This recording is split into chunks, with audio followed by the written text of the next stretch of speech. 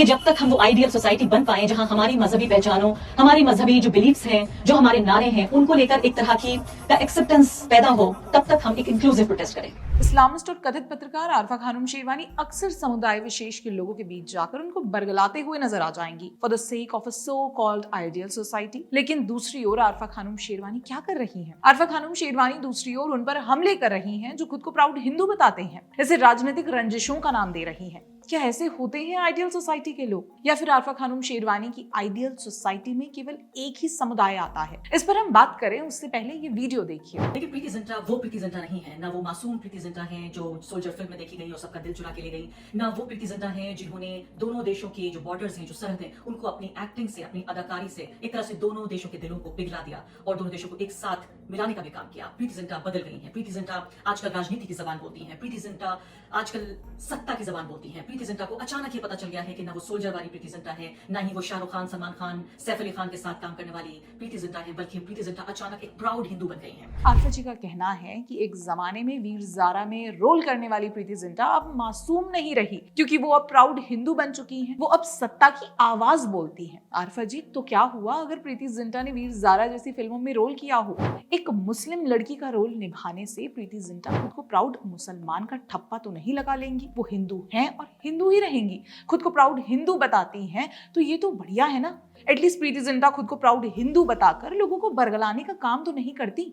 आप भी तो खुद को प्राउड मुसलमान मानती हैं, जिसकी तर्ज पर आप अपने समुदाय विशेष के लोगों को बरगलाती भी हैं जब उन्हें इंक्लूसिव प्रोटेस्ट करने को कहती है। आखिर क्यों करती हैं ऐसा? देखिए आरफा जी, हम जानते हैं कि आपके एक्स हस्बैंड यूएस गवर्नमेंट में कोई फॉर्मर पॉलिटिकल एनालिस्ट थे या नहीं, फिर भी हम तो ये नहीं कहेंगे क्योंकि ये आपका व्यक्तिगत मामला है। लेकिन आप भी तो मानेंगी ना कि इसी तरह से खुद प्राउड हिंदू मानना प्रीति जिंटा का व्यक्तिगत मामला है।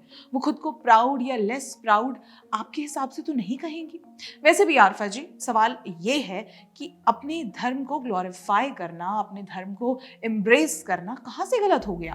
आप भी तो अपने मजहब को एम्ब्रेस करती हैं जब आप जामा मस्जिद के बाहर जाकर फोटो खिंचवाती हैं। मगर दूसरी ओर प्रीति जिंटा खुद को प्राउड हिंदू बताती हैं या महाकुंभ भी जा रही हैं तो उन्हें आप सत्ता से प्रेरित बता रही हैं। आपकी ये सोच कहीं से भी आइडियल सोसाइटी की तो नहीं लगती। खैर, आरफा मैडम इस वक्त दुख में हैं, और केवल आरफा मैडम ही क्यों, इस समय पूरा दरबारी गैंग दुख से पीड़ित है, क्योंकि जो बॉलीवुड एक समय खुद को हिंदू कहने से कतराता था, आज वही बॉलीवुड सामने आकर खुद को प्राउड हिंदू बताता है। फिर वो महाकुंभ में कैटरीना कैफ, रवीना टंडन, तमन्ना भाटिया से लेकर प्रीति जिंटा का संगम में डुबकी लगाना हो या पूजा, आरती, कीर्तन, भजन करना हो, ये सब देखकर हम तो खुश हैं, मगर आरफा खानम शेरवानी जैसे दरबारी पत्रकार हैरान परेशान हैं कि ये संभव ही नहीं हो सकता। कैसे बॉलीवुड हिंदुत्व की राह पर चल रहा है, कैसे बॉलीवुड में ये बदलाव आ रहा है। लेकिन एक सच ये भी है कि जिस प्रीति जिंटा को आरफा टारगेट करने की कोशिश कर रही हैं, उन्होंने हमेशा से ही अपने वोकल नेचर को दर्शाया है, जिस बारे में हमने अपने पिछले वीडियो में भी बात की थी। ऐसे में आरफा खानम शेरवानी का बार बार ये कहना कि प्रीति जिंटा फिल्मों में रेलेवेंट रहने के लिए ये सब कर रही हैं, ये बिल्कुल गलत होगा और अनयूजुअल कमेंट होगा। लेकिन आरफा मैडम को इससे फर्क पड़ता नहीं। उन्हें तो केवल खुद को प्राउड हिंदू बताने वालों पर हमले करने आते हैं। मगर फिर उनको कोई कॉल आउट करना शुरू कर दे तो उस पर ये पूरा वीडियो बना देती है, ये कहते हुए कि उन्हें टारगेट किया जा रहा है। अब देखिए ना, जितनी गंद आरफा सोशल मीडिया पर फैलाती हैं, उस हिसाब से परेश रावल ने उन्हें ट्रैश क्या बोल दिया। मैडम भड़क पड़ी, और केवल यही नहीं बल्कि इनका पूरा दरबारी इकोसिस्टम भी इनकी वकालत करने लगा, आरफा खानम शेरवानी का बीच बचाव करने लगा।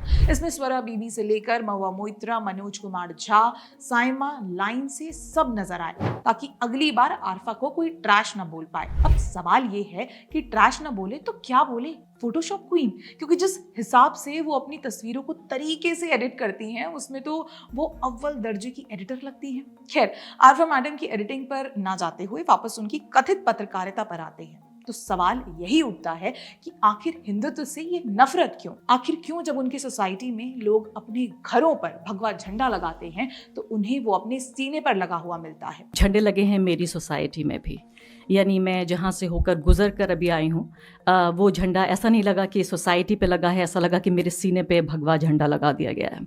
आरफा जी, अंत में आपसे यही कहना चाहूंगी कि अगर आप अपने इस्लामिक माइंडसेट वाली विचारधारा पर बदलाव करेंगी और वाकई में आइडियल सोसाइटी बनाने की ओर कार्य करेंगी तो शायद आइडियल सोसाइटी की हम कामना कर सकते हैं। लेकिन फिर ये भी याद आता है कि आप जैसों की लड़ाई ही हिंदुत्व से है। ऐसे में आप जैसों से आइडियल सोसाइटी की कामना करना मुश्किल ही नहीं, नामुमकिन है।